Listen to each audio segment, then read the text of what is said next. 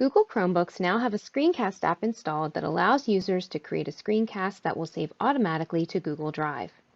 Before opening the Screencast app, you will need to have any materials open that you'll be using as you record. In this example, I will be narrating this Google slide presentation, so I already have it open on my screen. To begin, click on the launcher and open the Screencast app. When the Screencast app opens, you will see any previous screencasts that have been recorded and the new Screencast button. When you click on the new Screencast button to record, by default, the camera will appear in the bottom right corner of the screen. You can turn this off by clicking on the Settings gear and clicking Off. If you would like the camera to be on using the back camera, you can click here to select.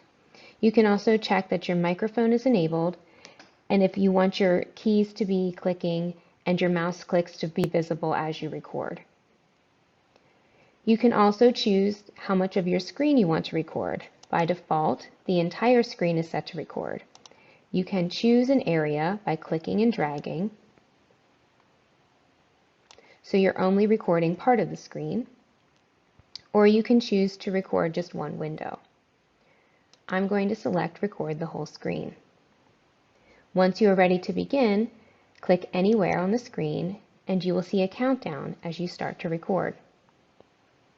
Once the countdown is over, in the bottom of the screen, you will see here a red button. That is the Stop Recording button. That also lets you know that your screen is currently recording. There's also a marker button as well.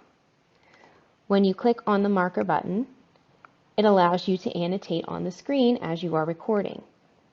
If you right-click on the marker, you can also change the color of your annotations.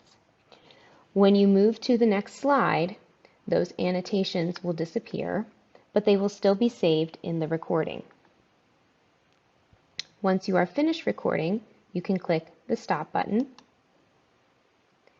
and you will see here that Google is in the process of saving your recording to your Google Drive.